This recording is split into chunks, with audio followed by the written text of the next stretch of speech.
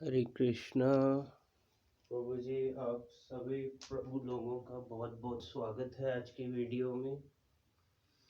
आप सभी का बहुत स्वागत है। जय सिया राम, जय श्री राम, हरे कृष्णा जी।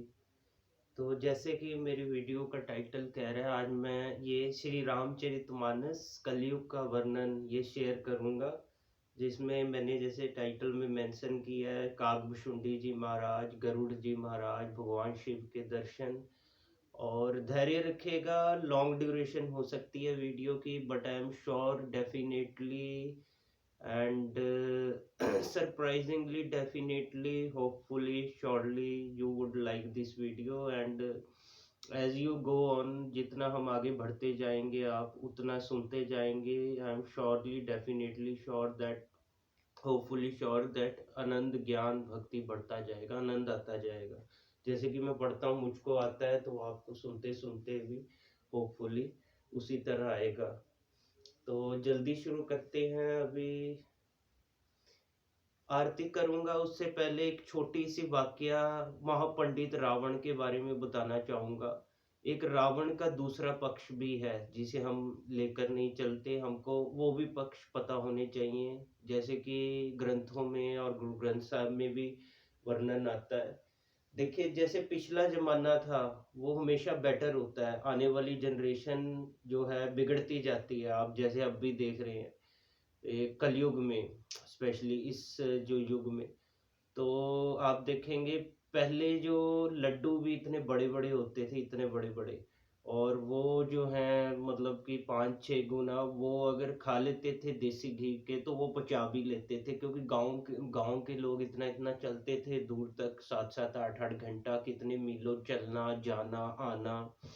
और आजकल क्या कार्य आ गई, if I would like to go to market 15 minute 10 minute, okay car निकाल के जा रहे हैं।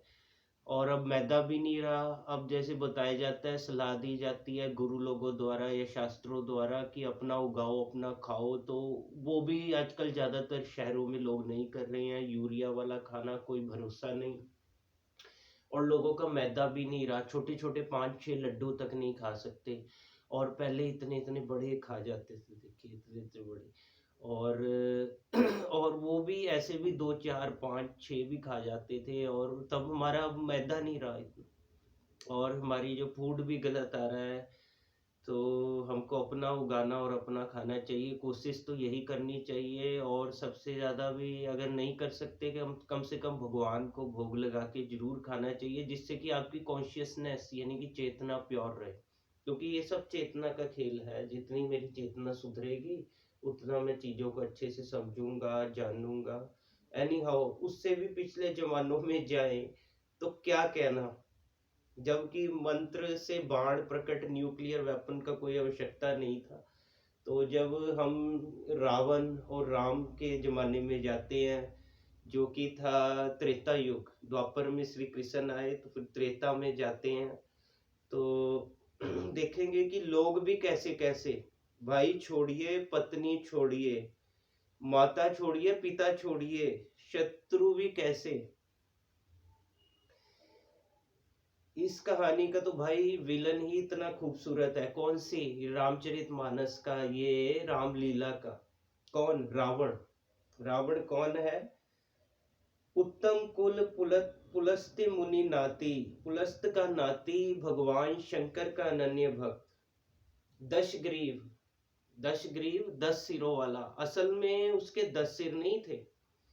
ये तो ये सम्मति है जो दी जाती है, रामलीला में लगा देते हैं। असल में उसका 10 दिमाग के बराबर आईक्यू था। आईक्यू है जिसके ऊपर 10 सिरों की कृपा चलती है, 10 काम एक साथ करता है और 10 तरह से सोचता है। उसका नाम है दशानन। जो 10 सिर वाला है, 9 ग्रह उसके चरणों में लेटे हुए हैं। और जो है शनि के ऊपर तो पैर रख के बैठा है। जहाँ रावण बैठते थे, रावण बैठता था भी उसके उस सिंहासन के नीचे, जिसमें पैर रख के जिस बुत के ऊपर वो उठता था, वो शनि ग्रह का वो था पुतला, उसमें अंदर उसने जान डाली थी और बाहर पुतला बना के वो बताता था, देखो जो शनि ग्रह से तुम कहते हो दशाएं उलट कर दी, मैं उस पे पैर रख के उठता हूँ। फिर भी ये राम से हार गए। हार गए, क्या कारण हो सकते हैं? दो कारण तो मैं आपको बता देता हूँ। उसमें ऐसा है, देखिए, राम इच्छाओं से मुक्त है और रावण इच्छाओं के पाश में बंधा हुआ है। और रावण मनुष्य पर राज करता है, पर राम मनुष्यता पर राज्य करते हैं। आपको पता है कि जब भगवान ने युद्ध शुरू किया तो पूजा की राम जी ने पूजा करनी चाहिए, तो कहा जामवंत से, जो सबसे सीनियर है, कि भैया ये तो जो जामवंत है ये ब्रह्मा जी के पोते हैं और रावण के दादाजी के दोस्त हैं, पुलस्त मुनि के जो उसके नाना थे उसके भी दोस्त हैं, क्योंकि जामवंत ब्रह्मा के पहले पुत्र हैं, सबसे पुराने पृथ्वी पर हैं। तो इनके कौन कौन दोस्त हैं मत पूछिए, सारे इनकी दोस्त या संतानें आप लगा सकते हैं। तो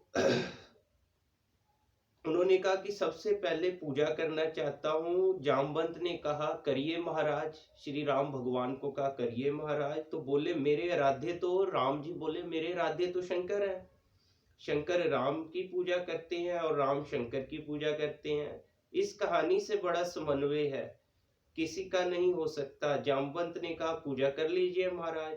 बोले मुझे एक ऐसा पंडित चाहिए जो शैव हो, यानी शिव को मानने वाला हो, और मैं वैष्णव हूँ तो वैष्णव भी हो। उन्होंने कहा कि इस जंगल में, इस युद्ध क्षेत्र में ऐसा कोई पंडित कहाँ मिलेगा भगवान? किन्होंने? जामवंत ने कहा।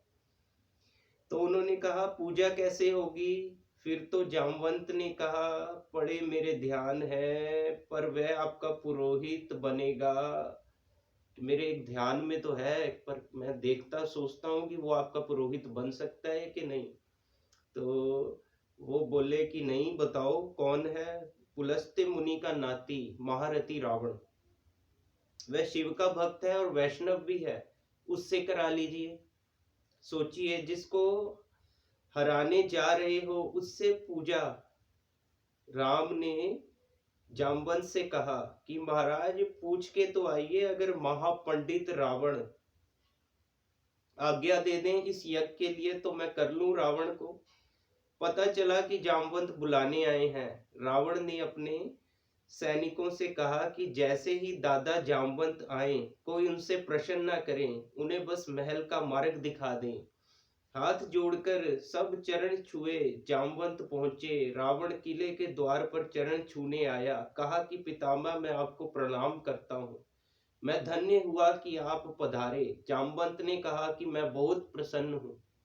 देख रहे हैं तो कितने प्रसन्न है। तुम्हारा अतिथि सेवा देखकर बैठाया। पूछो कैसे आए? जामवंत ने कहा मैं एक इच्छा लेकर तुम्हारे पास आया हूँ। एक मेरे साथ दो जजमान हैं, वह एक यज्ञ कराना चाहते हैं। युद्ध शुरू करने के लिए उन्हें एक ऐसा पंडित की आवश्यकता है जो शैव भी हो और वैष्णव भी। तुमसे अधिक गुणी व्यक्ति तो पृथ्वी पर नहीं है, क्या उनका पुरोहित बन सकोगे? क्या पूछा रावण ने पहले, क्या कैरेक्टर है? वाह! रावण ने कहा जहां तक मुझे सूचना है आपके दोनों यजमान अयोध्या के निर्वासित राजकुमार राम और लक्ष्मण तो नहीं है। देख रहे हैं रावण का कैरेक्टर। वो जानते थे, महापंडित रावण जानते थे कि ये राम और लक्ष्मण ही हैं जिससे आप, जिनको मेरे जजमान बना के मेरे हाथों, मुझ ब्राह्मण के हाथों पूजा कराना चाहते हैं। तो जामवंत ने कहा हाँ 10 शीश वही दोनों हैं, क्या आप स्वीकार करेंगे उसे, हाँ या ना? तो फिर बोले क्या उनके यज्ञ का उद्देश्य लंका विजय है? जामवंत ने कहा हाँ, उनका यही उद्देश्य है, क्या आप स्वीकार करेंगे? उन्होंने कहा, रावण ने कहा मैं तो जिज्ञासा के लिए पूछ रहा था, अन्यथा द्वार पर आकर किसी पंडित से कोई यज्ञ के लिए कहे अस्वीकार करना उसका धर्म ही नहीं। मैं आपके साथ चलूंगा और उनका यज्ञ कराऊंगा। जामवंत ने कहा कि क्या मुहूर्त निकला। उसने नवग्रहों को बुलाया, इधर बैठ तू, इधर बैठ तू, इधर बैठ। किसने? रावण ने नवग्रहों को बुलाया।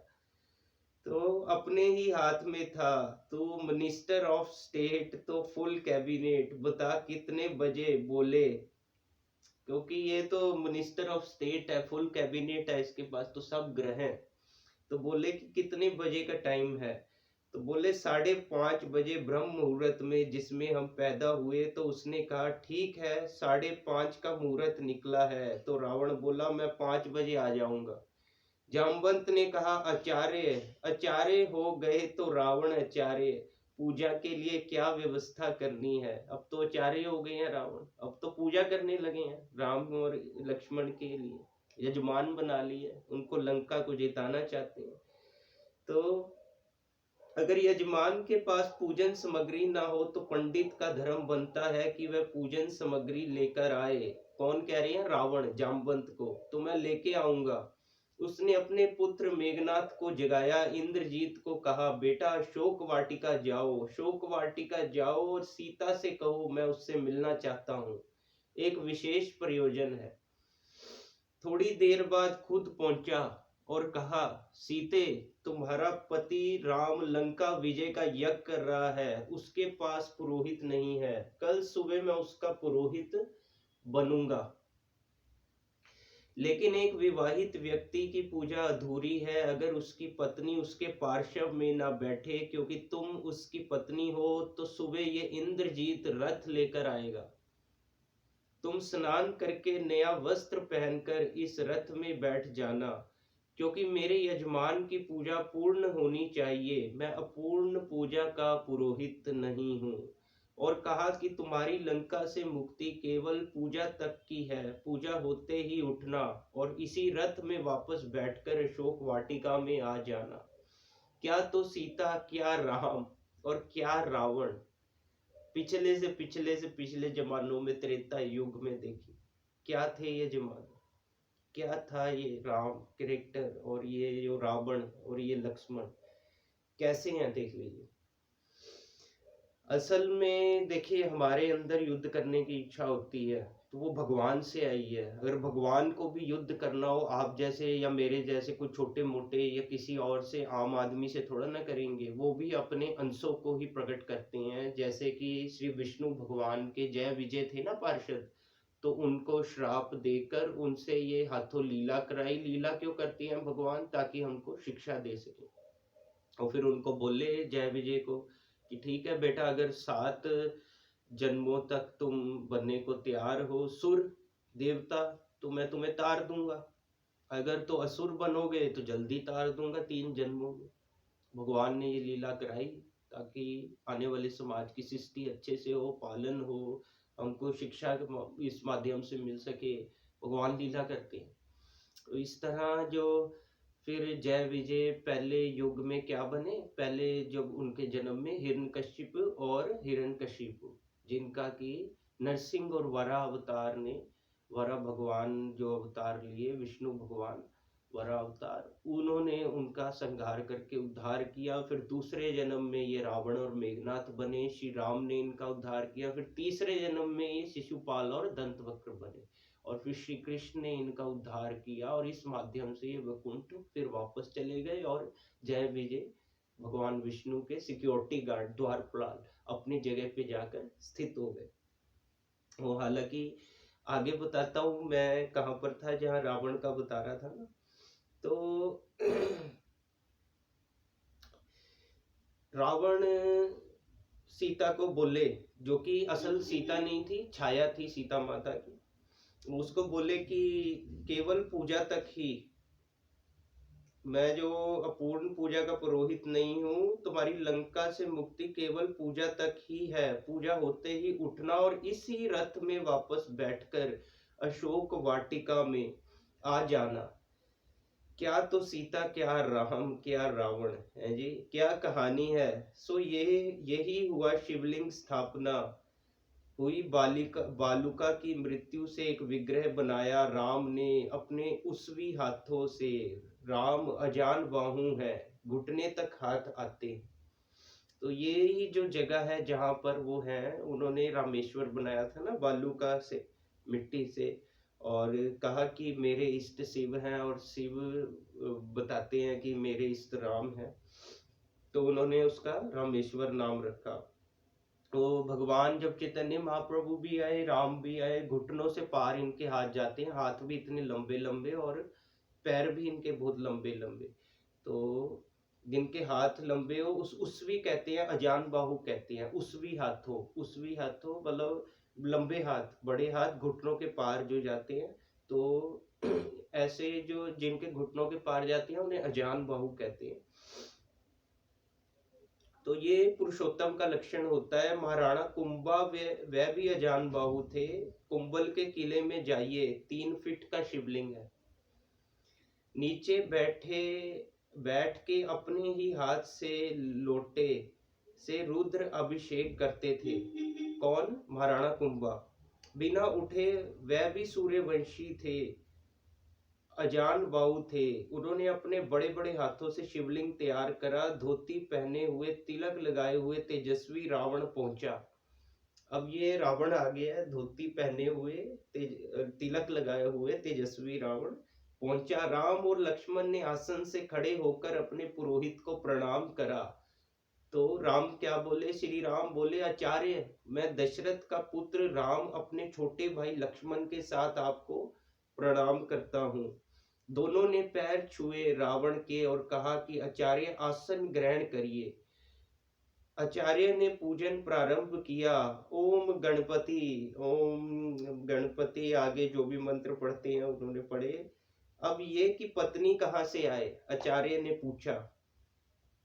जब पूरी हो गई उनकी पूजा और लास्ट का जो रह गया था, जब जजमानों को पूछा पत्नी कहाँ है, तो आचार्य ने राम से पूछा, मेरे यजमान विवाहित है? राम ने कहा, हाँ आचार्य, मैं विवाहित हूँ।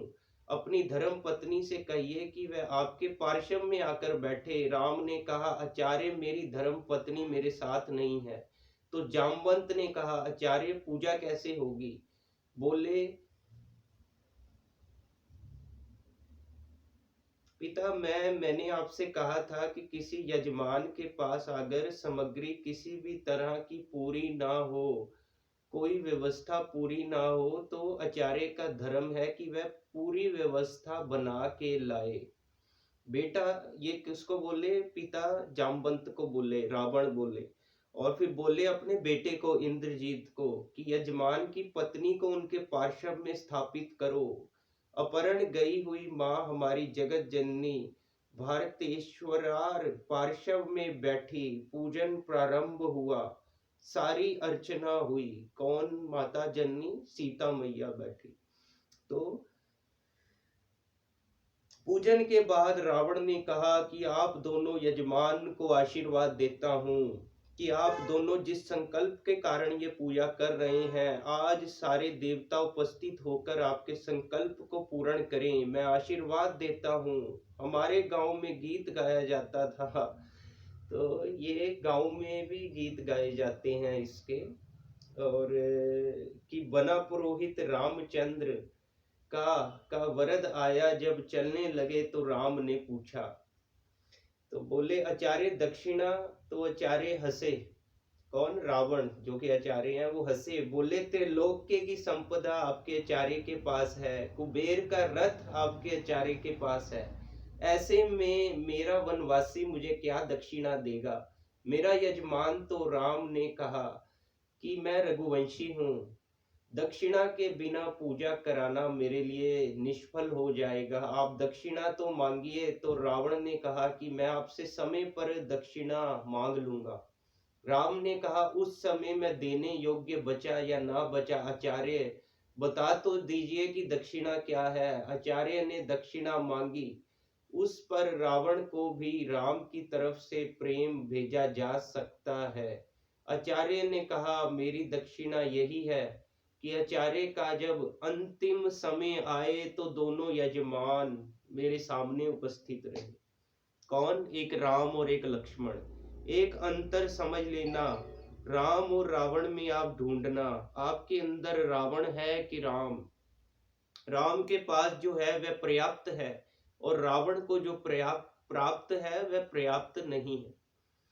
रावण के पास पंच कन्याओं में पूजित हमारे मेरठ की पंच कन्याओं में सबसे सुंदर स्त्री मंदोदरी जैसी सती मां उनकी पत्नी है, लेकिन उसके बाद भी जंगल में घूमते हुए एक तपस्वी की वलकल पहने हुए युवती को अपनी रानी बनाना चाहता है।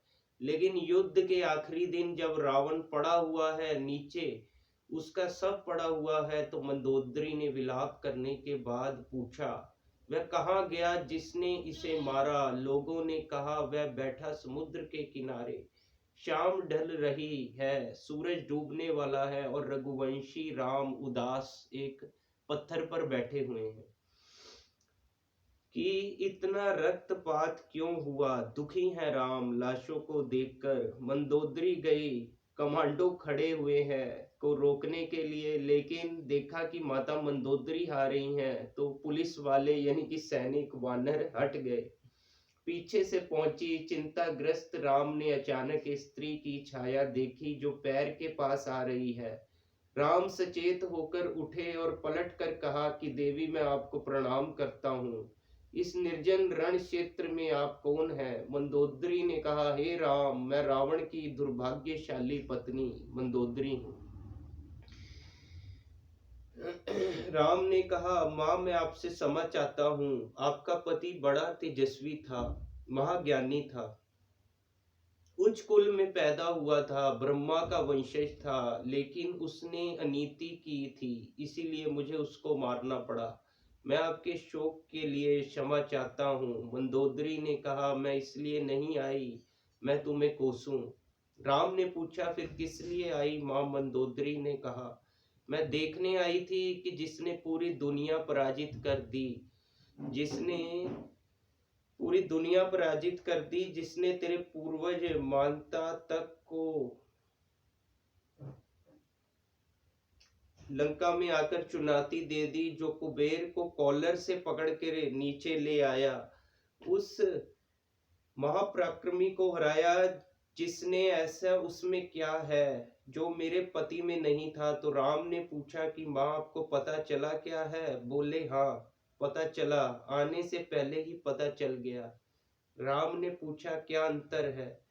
बोले, राम, एक मेरा पति था जो मेरी जैसी सुदर्शना होते हुए भी तेरी पत्नी चाहता था। एक तू है कि पीठ पर से भी पर स्त्री की छाया पड़ी है तो उठकर खड़ा हो गया। ये उसमें और तुझ में अंतर है।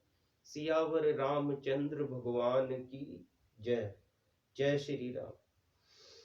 तो प्रभु जी, थोड़ी सी आरती शुरू करता हूँ। होपफुली आप लोगों को ये किस्सा बहुत अच्छा लगा होगा, and this is a fact, this is truth. तो थोड़ी आरती करता हूँ, थोड़ी प्रेयर करूंगा, उसके बाद Shri Ramcharitmanas I will definitely start only. संसार दावा नल नील लोका, त्राणाय कारुण्य घना घन, त्वं प्राप्तस्य कल्याण गुणार्णवशे, वंदे गुरो श्री चरणारविंदम। महाप्रभु कीर्तन नृत्य गीत, वादित्र मादन मन सोर सेन, रोमांच कंपाश्रु तरंगे भाजो, वंदे गुरो श्री चरणारविंदम। श्री विग्रहाराधन नित्य नाना, सिंगार तन मंदिर मार्जनादौ, युक्तस्य भक्तांस नियुंजतोपि, वंदे गुरो श्री चरणारविंदम। चतुर्विधा श्री भगवत प्रसाद, स्वाद्वन् तृप्तान् हरिभक्त संघान्, कृत्वेव तृप्तिं भजत सदैव, वन्दे गुरो श्री चरणारविन्दम्।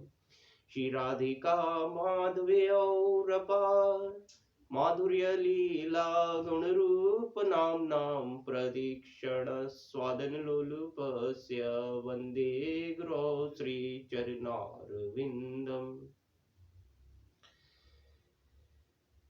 निकुञ्जोऽनुरतिकेलिसिद्ध्यै यायालिभिर्युक्तैरापि तत्रादिदक्षादतिवल्लभस्य वन्दे गुरो श्रीचरणारविन्दं साक्षाद्धरित्वेन समस्तशास्त्रे उक्सता भाव्यतेव सद्भिः किन्तु प्रभुर्यः प्रिय एव तस्य वन्दे गुरो श्रीचरणारविन्दम् यस्य प्रसादात् भगवत् प्रसादो यस्य प्रसादान्न गति कुतोऽपि ध्यायन्स्तु सन्तस्य शस्त्रिसन्ध्यं वन्दे गुरो श्री चरणारविन्दम्। 1 मिनट दीजिए, 1 सेकंड होल्ड ऑन।